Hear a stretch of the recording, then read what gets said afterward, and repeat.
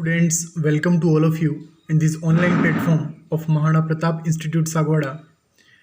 आज के इस लेक्चर में हम विमीय सूत्र के उपयोग के बारे में डिस्कस करने वाले हैं। जैसा कि हमने प्रीवियस लेक्चर्स में डिस्कस किया है कि विमीय सूत्र किस प्रकार से हम लिखते हैं, मीन्स किसी भी भौतिक राशि के विमा को हम किस प्रकार से प्रदर्शित करते हैं। भौतिक राशि की विमा को प्रदर्शित करने के लिए हमें किस प्रकार के नियमों की आवश्यकता होती है या हम किन नियमों की सहायता से भौतिक राशि के विमा की गणना करते हैं, वो हमने प्रीवियस लेक्चर्स में डिस्कस कर लिया है। अब आज के इस लेक्चर में उसी क्रम में विमीय जो इक्वेशंस हमने पढ़ी है, विमीय हमने जो सूत्र पढ़े हैं, उनके उपयोग की चर्चा करेंगे। मीन्स इस लेक्चर में हम विमीय जो सूत्र हैं हमारे, उनके भौतिकी में क्या उपयोग हैं, उनकी चर्चा करेंगे। तो वन बाय वन हम यहाँ पे उपयोग को डिस्कस करने वाले हैं। तो सबसे पहले हम तीन जो उनके भौतिकी में मेन उपयोग हैं, जो मुख्य यहाँ पे उपयोग होने वाले हैं विमीय सूत्र के, वो हम यहाँ पे सबसे पहले देख लेंगे। उसके बाद वन बाय वन हम हर एक उपयोग की डिटेल में चर्चा करेंगे। तो पहला उपयोग यहाँ पर हम जो देखने वाले हैं वो है कि विमीय सूत्र की सहायता से किसी भौतिक राशि के परिमाण मीन्स मैग्नीट्यूड को एक मात्रक पद्धति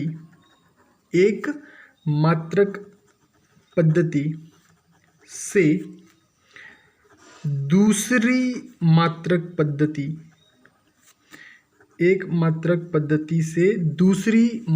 पद्धति में परिवर्तन करने हेतु मीन्स यहाँ पर हम विमीय सूत्र की सहायता से किसी भौतिक राशि, कोई भी भौतिक राशि ले लो, उसका जो परिमाण है, उसका जो मैग्नीट्यूड है, उसको एक मात्रक पद्धति से, एक सिस्टम ऑफ यूनिट, देखो हमने तीन प्रकार की सिस्टम ऑफ यूनिट पढ़े, MKS मात्रक पद्धति, CGS मात्रक पद्धति और FPS मात्रक पद्धति। तो विमीय सूत्र की सहायता से हम किसी भौतिक राशि का जो परिमाण है उसको एक मात्रक पद्धति से दूसरी मात्रक पद्धति में परिवर्तित कर सकते हैं। तो ये हो गया हमारा पहला उपयोग। अब हम देखते हैं दूसरा उपयोग। तो दूसरा उपयोग जो है किसी भी भौतिक राशि मीन्स भौतिक राशि के विमा की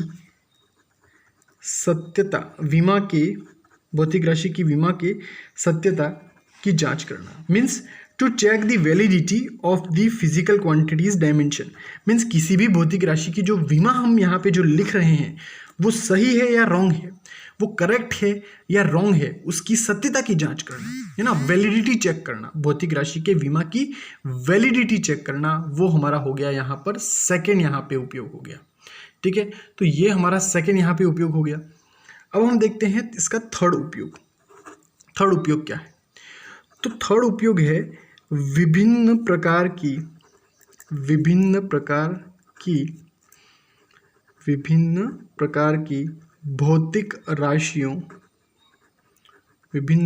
भौतिक राशियों के मध्य संबंध स्थापित करना।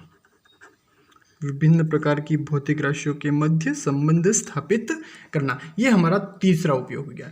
तो कुल मिलाकर ये हमारे जो तीन ये उपयोग है वो मेन होने वाले हैं विमीय सूत्र के, जिसमें हमारा पहला उपयोग है किसी भी भौतिक राशि का जो परिमाण है उसको एक मात्रक पद्धति से दूसरी मात्रक पद्धति में हम परिवर्तित कर सकते हैं। दूसरा हमारा जो उपयोग है वो भौतिक राशि के विमा की सत्यता की जाँच कर सकते हैं, मीन्स हम उसकी वैलिडिटी को चेक कर सकते हैं कि भौतिक राशि की जो डायमेंशन हमने, जो विमा हमने बनाई है, जो हमने विमा ज्ञात की है, वो क्या सही है या रॉन्ग है, उसकी सत्यता की हम जांच कर सकते हैं। और तीसरा जो उसका उपयोग है वो विभिन्न प्रकार की जो हमारी भौतिक राशियां हैं, फिजिकल क्वांटिटी है, उनके मध्य संबंध स्थापित कर सकते हैं, रिलेशन एस्टेब्लिश कर सकते हैं। तो ये हमारे तीन मेन उपयोग हो गए विमीय सूत्र के। अब हम इन तीनों उपयोग को वन बाय वन डिटेल में डिस्कस करने वाले हैं। तो आज के इस लेक्चर में हम जो इसका पहला उपयोग है उसको डिटेल में डिस्कस करेंगे कि किसी भी भौतिक राशि के परिमाण को एक मात्रक पद्धति से दूसरे मात्रक पद्धति में हम किस प्रकार परिवर्तित करते हैं, वो हम इस लेक्चर में देखने वाले हैं। तो हमारा जो पहला जो उपयोग है वो हो गया कि परिमाण को मात्रक पद्धति से एक मात्रक, है ना, परिमाण को एक मात्रक पद्धति से दूसरी मात्रक पद्धति में परिवर्तित करना, दूसरी मात्रक पद्धति में परिवर्तित करना, है ना, ये हमारा हो गया पहला उपयोग, है ना। किसके परिमाण को? किसी भौतिक राशि के परिमाण को एक मात्रक पद्धति से दूसरी मात्रक पद्धति में परिवर्तित करना, ये हमारा पहला उपयोग हो गया। और इसको हम यहाँ पे डिटेल में डिस्कस करने वाले हैं कि हम किस प्रकार से एक मात्रक पद्धति से दूसरी मात्रक पद्धति में परिवर्तित कर सकते हैं। तो जैसा कि हम इसके लिए एक एग्जाम्पल ले लेते हैं, जैसे कि अगर सपोज करो मैं MKS मात्रक पद्धति में बात करूँ और MKS को मैं CGS में परिवर्तित करने की बात करूँ, है ना। MKS means metre kilogram second और CGS मीन्स हो गया सेंटीमीटर ग्राम सेकेंड। अब यहाँ पर अगर मैं बात करूँ कि MKS पद्धति में हमारी जो द्रव्यमान भौतिक राशि है, द्रव्यमान भी एक भौतिक राशि है, तो किसी वस्तु का जो द्रव्यमान है वो 2 किलोग्राम है। कितना है? 2 किलोग्राम। अब यहाँ पर भौतिक राशि कौन सी हो गई? द्रव्यमान। और द्रव्यमान जो भौतिक राशि है उसका परिमाण कितना हो गया? 2। यहाँ पर परिमाण जो हो गया वो हमारा हो गया 2, जो नंबर है उसको हम कहते हैं परिमाण, और जो पीछे केजी लिखा है वो हमारा हो गया मात्रक। तो यहाँ पर अगर हम MKS पद्धति की बात करें तो हमारा जो परिमाण है वो 2 है और मात्रक है वो किलोग्राम है। तो 2 किलोग्राम हमारा MKS पद्धति में किसी भौतिक राशि का परिमाण हो गया। अब अगर हम इसी 2 किलोग्राम जो हम यहाँ पे द्रव्यमान का जो परिमाण और मात्रक है उसी को हम MKS पद्धति से CGS पद्धति में अगर हम परिवर्तित करें तो यहाँ पर हम देखेंगे कि CGS पद्धति में किलोग्राम की जगह क्या हो जाएगा? ग्राम हो जाएगा। तो अब यहाँ पर हमें द्रव्यमान को किलोग्राम से ग्राम में परिवर्तित करना पड़ेगा, क्योंकि CGS पद्धति में द्रव्यमान जो है वो ग्राम में मेज़र होता है। तो यहाँ पर अगर हम किलोग्राम को ग्राम में परिवर्तित करेंगे तो क्या हो जाएगा? 2000 ग्राम हो जाएगा, क्योंकि किलो की जगह क्या हो जाएगा? 1000 हो जाएगा। हम जानते हैं कि 1000 ग्राम इक्वल्स टू 1 किलोग्राम, है ना। 1 किलोग्राम को ग्राम में चेंज करें तो 1000 यहाँ पे होता है कि 1000 ग्राम हो जाएगा। तो यहाँ पर 2 किलोग्राम इक्वल्स टू क्या हो जाएगा? 2000 ग्राम। तो हम देख रहे हैं कि यहाँ पर जो परिमाण था वो 2 था और यहाँ पर हमारा परिमाण कितना हो गया? यहाँ पे 2000 हमारा परिमाण हो गया CGS पद्धति में, और मात्रक भी हमारा चेंज हो गया, किलोग्राम से ग्राम हो गया। तो यहाँ पर हम देख पा रहे हैं कि परिमाण में क्या हो रहा है? परिवर्तन हो रहा है। तो एक मात्रक पद्धति से दूसरे मात्रक पद्धति में किसी भौतिक राशि के परिमाण को हम परिवर्तित कर सकते हैं। इस एग्जाम्पल से आप समझ सकते हो। अब हम इसी के लिए हम एक जनरल फॉर्मूला डिराइव करने जा रहे हैं यहाँ पे।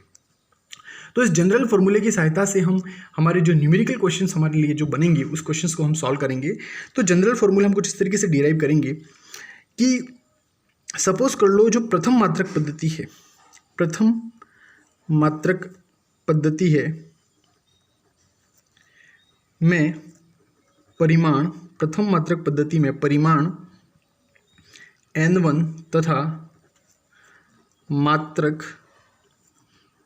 U1 है। ठीक है, हमने सपोज कर लिया कि प्रथम मात्रक पद्धति जिसमें से हमें चेंज करना है दूसरे मात्रक पद्धति में, उसका परिमाण N1 है तथा उसका मात्रक U1 है।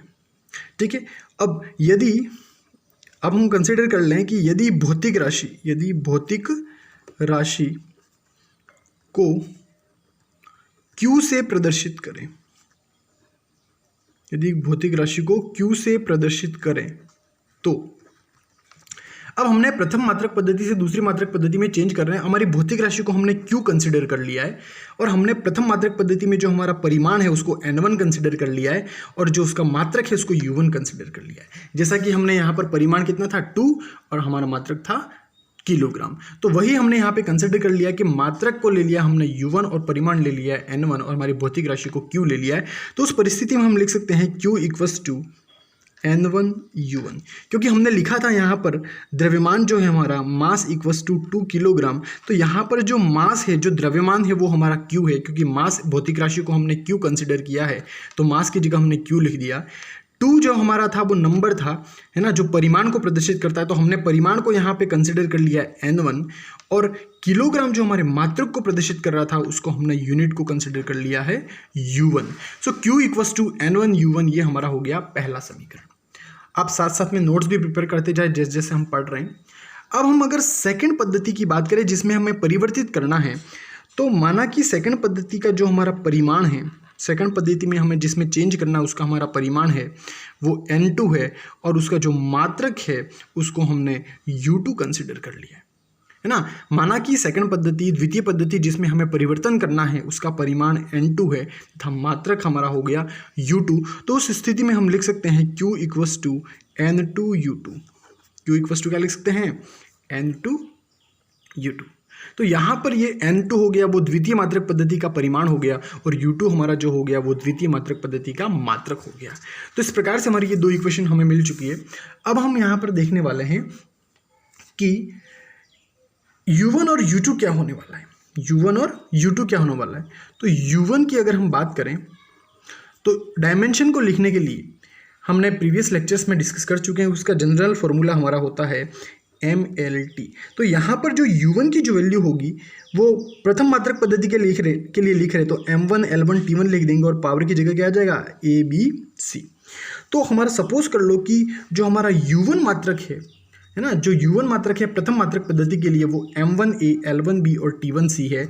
और उसी प्रकार अगर हम U2 को कंसिडर कर लें M2A L2B एंड T2C, ये हमारा द्वितीय मात्रक पद्धति का मात्रक हो गया है ना।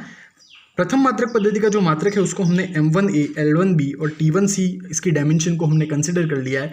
हमारा जो द्वितीय मात्रक है उसकी जो विमा है उसको हमने कंसिडर कर लिया है M2A L2B और T2C, क्योंकि हमने जनरल फॉर्मूला विमा का हमने प्रीवियस लेक्चर्स में हम पढ़ चुके। तो ये प्रथम मात्रक पद्धति की विमा है और ये द्वितीय मात्रक पद्धति की विमा है।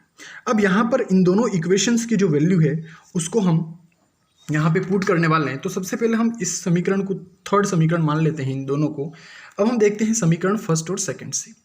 समीकरण फर्स्ट और सेकंड से यहाँ पर हम अगर देखें तो समीकरण यहाँ से अगर हम देखें तो समीकरण फर्स्ट और सेकंड का जो लेफ्ट हैंड साइड है वो इक्वल है, तो हम इसके राइट हैंड साइड को भी इक्वल कर सकते हैं। सो N1U1 इक्वल्स टू N2U2 हम राइट डाउन कर सकते हैं। तो समीकरण 1 और 2 से हम लिख सकते हैं N1U1 इक्वल टू N2U2 है ना।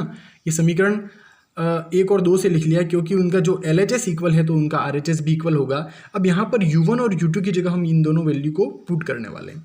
तो यहाँ पर N1 क्या हो जाएगा M1A L1B और T1C हो जाएगा equals to N2 M2A L2B and T2C हो जाएगा। तो कुछ इस प्रकार से हो जाएगा। U1 और U2 की जगह हमने इन वैल्यूज़ की इन विमाओं को पुट कर दिया है। अब यहाँ पर हमें N1 की वैल्यू तो गिवन होगी, प्रथम मात्रक पद्धति का परिमाण है। M1 L1 T1 हमारे प्रथम मात्रक पद्धति की विमा है। N2 है वो द्वितीय मात्रक पद्धति का परिमाण है जिसे हमें ज्ञात करना है। और M2 L2 T2 हमारा जो है वो द्वितीय मात्रक पद्धति की विमा है। तो यहाँ पर हमें N2 की वैल्यू को फाइंड आउट करना है। तो N2 इक्वल टू हो जाएगा N1, यहाँ से हम इस पूरी वैल्यूज़ को यहाँ पे डिवाइड में आ जाएगी। तो कुछ इस तरीके से हो जाएगा M1A L1B एंड T1C। देखो हम यहाँ पे N2 की वैल्यू निकाल रहे हैं, तो ये जो M2A L1 L2B और T2C है वो डिवाइड में आ जाएगा। तो कुछ इस तरीके से हो जाएगा M2A L2B एंड T2C। अब यहाँ पर हमने क्लास 10th में पढ़ा है कि अगर पावर सेम है, घात सेम है, तो कुछ इस तरीके से हम लिख सकते हैं। तो यहाँ पर पावर सेम है तो हम इसको कुछ इस तरीके से लिखते हैं M1 अपॉन M2 की पावर A, दोनों की पावर सेम है इसलिए हम कुछ इस तरीके से लिख सकते हैं। सेकंड यहाँ हो जाएगा L1 अपॉन L2 की पावर B और थर्ड हो जाएगा T1 अपॉन T2 की पावर C। तो ये हमारा फाइनल फॉर्मूला हो गया जहाँ पर जिसकी हेल्प से हम किसी परिमाण के मीन्स किसी भौतिक राशि के परिमाण को एक मात्रक पद्धति से दूसरी मात्रक पद्धति में परिवर्तित कर सकते हैं। ये इसका जनरल फॉर्मूला हो गया। जहाँ पर N2 हमारा है वो द्वितीय मात्रक पद्धति का परिमाण है जिसे हमें ज्ञात करना है। N1 है वो प्रथम मात्रक पद्धति का परिमाण है। M1 L1 T1 है वो प्रथम मात्रक पद्धति की विमा को प्रदर्शित करता है। और M2 L2 और T2 है वो द्वितीय मात्रक पद्धति की विमा को प्रदर्शित करता है। तो ये हमारा हो गया। इस सूत्र की सहायता से हम किसी भौतिक राशि के परिमाण को एक मात्रक पद्धति से दूसरे मात्रक पद्धति में परिवर्तित कर सकते हैं। तो आज के लेक्चर में इतना ही। नेक्स्ट लेक्चर में हम भौतिक राशि का जो अनुप्रयोग है, विमीय सूत्र का अनुप्रयोग है, वो द्वितीय तथा तृतीय अनुप्रयोग का डिस्कस करेंगे, जिसमें हम देखेंगे कि भौतिक राशि के विमा की सत्यता को हम किस प्रकार से जांच कर सकते हैं और उसके पहले हम देख लेंगे कि एक मात्रक पद्धति से दूसरे मात्रक पद्धति में हम जब परिवर्तित करते हैं भौतिक राशि के परिमाण को, तो उसके लिए हम अंकिक प्रश्न को भी डिस्कस करेंगे हमारे आने वाले लेक्चर में। Thank you.